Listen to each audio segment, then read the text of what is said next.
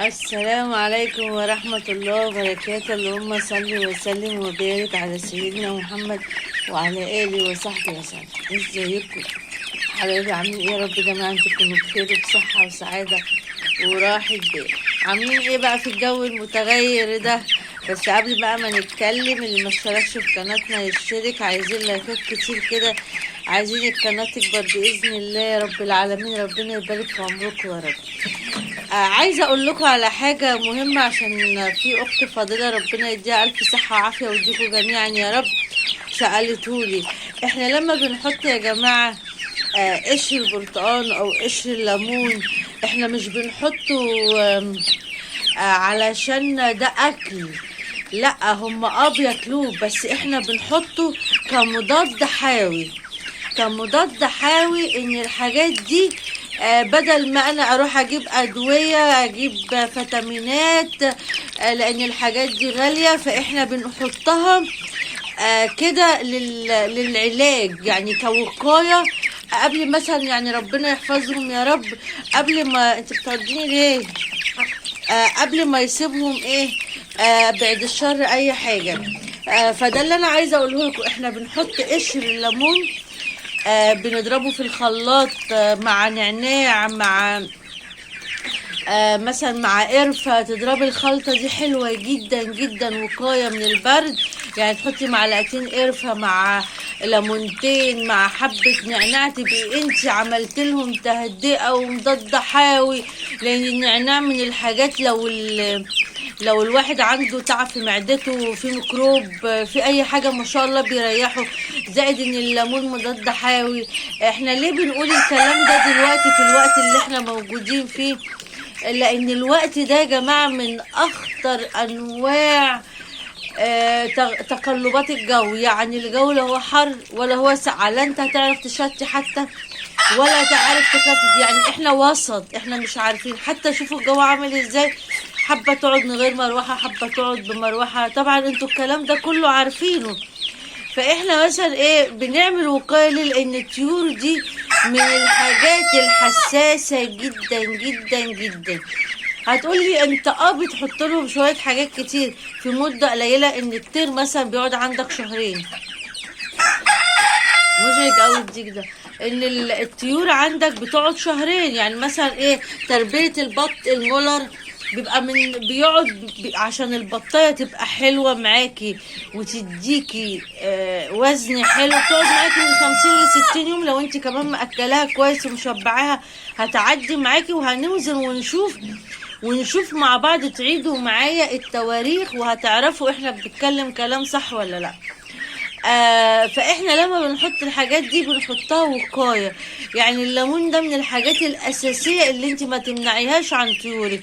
البرتقال ده موسم البرتقال. في ساعات برتقال بيبقى مدغدغ كده من الراجل، بيبقى مثلا من تحميل القفاص على بعض والحاجات دي. احنا لما نجيبها والطيور تنقر فيها، وفي الاخر اقطع القشر او افرمها كلها على بعضيها، دي انت بتدي فيتامين بي وفيتامين سي يعني انت بتديله فيتامينات. انا مش بديله كاكل هيشبعه، لان لو كان اكل ده انا عايزه بقى فصة برتقال. لكن انا بديهم وقايه، لان الحاجات دي اساسيه جدا في التوقيت اللي احنا فيه دوت. لازم يعني باذنك يا رب، باذنك يا رب، ان نحسن طيورنا. لان الجو ده على قد ما هو حلو جدا في التربية، على قد ما هو صعب جدا ازاي تاخد حذرك منه. قبل بقى ما نكمل كلامنا، والناس اللي مشتركة معانا ربنا يكرمكم، شجعونا كده واعملوا لنا لايكات واشتراكات كده، وظبطوا معانا الدنيا لعل وعسى قناتنا تكبر ان شاء الله رب العالمين. دي حاجة. تاني حاجة بقى عايزة اقول لكم على حاجة. انا مثلا لما بحط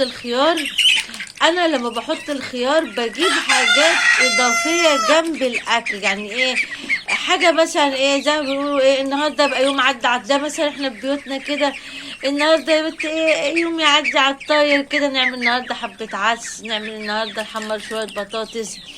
يبقى انا ايه، وفرت في حاجة. ده المقصد من ان انا احط مثلا خيار بحطه كمان لان الخيار من الفيتامينات العاليه جدا للطيور بتاعتي، عشان تبقوا عارفين. بس انا باجي احطه، مش هحطه برضو لوحده كيوم كامل، لا احنا بنحط معاه برضو حاجة. بس مثلا انا جبت كمية خيار كبيرة، لا احطها بقى لوحديها بحيث ان هم يخلصوها. لكن مثلا لو انا حسيت ان هم مش شبعانين ولا حاجة، فبضيف لهم حاجة تانية. وابسط ما فيها برضو ان احنا كبشة العلف ما تحرميش طيورك منها، لاني لو انت هتحرمي طيورك منها خالص عشان هنوفر خالص، فلازم ان انا احط البدايل بتاعتها. يعني ايه؟ يعني الطير لما يتمنع عنه العلف نهائي بيبقى عايز الملوحة، بيبقى عايز السطع من الحاجة دي، فاقوم انا حطاله حبة ملح مع الاكل اللي انا بحطه. ليه بقى الملح؟ لان الملح هيعمل له تعويض للنقص اللي عنده، اللي هو نفسه فيه، اللي هو الملح، فهيستطعموا من جناحات بعضيهم. فاحنا بنحط التعويض. لازم في حاجات اساسية احنا نركز فيها، وانتوا اكبر مننا ننصحكم، يعني احنا بس بنتكلم مع بعض للتذكرة. هو بقى تنسوا انتوا تشتركوا في قناتي. فاحنا بصوا الديك ده عامل ازاي، عمال مفتري قوي، عايز ياكل لوحده، فاي حد يجي جنبه بصوا هيفتري عليه، مفتري. اكسي اشمعنى انت كلتي يعني؟ فاللهم صل عليك. على فكرة اصل وانت بتتعامل مع الطيور، على فكرة بتشوف مواقف حلوة قوي. على فكرة الطيور دي بتبقى حنينة جدا على بعضيها، يعني على قد ما هو ممكن تلاقيهم يعضوا بعض كده، بس تلاقي فيه ايه اللفتات كده بينهم وبين بعض، وانت قاعد بتتابع هتعجبك. يعني الديك ده عندي هنا تحس ان هو ابوهم، يعني بصراحة ربنا بحس ان هو ابو العيلة هنا، يعني متابع معاهم، مفيش حاجة تقدر غريبة تخش عليهم. يعني لو انا مسكت فرخة ممكن يجري ورايا، تحس ان هو عمال يعني ايه يصحصح لهم كده. فعايزة اقول لكم ان الطيور احنا في فصل حلو قوي نربي، وخاصة يا جماعة عايزين مثلا ايه الناس اللي بتحب تربي وتعين حاجة عشان رمضان بإذن الله. كل سنة وانتم بألف خير، ويجي علينا جميعا يا رب بالخير والسعادة يا رب، وكل امورنا كلها في احسن حال. دلوقتي تقدري تجيبي فراخ صغيرة كتاكيت، وبإذن الله على رمضان هتكوني دبحاها وتبقى زي الفل. يعني رمضان لا ده كده كتير، ده انت كده ممكن تذبحي مرتين دورتين، لو انت تابعتي معانا ان شاء الله ممكن تبقى دورتين. فاحنا نسعد بقى مع بعضينا. واللي انا بحطه الحاجات الاضافيه دي، التوم يا جماعه، اوعوا تنسوا التوم كده لما تجيبي راس توم وتفرميها مع الليمونتين برضو تحفة، وتحطي حبة نعناع او حبة قرنفل او قرفة او جنزبيل. الحاجات دي حلوة قوي، وقاية جامدة جدا من البرد بإذن الله. ربنا يحفظ لكم حاجاتكم جميعا.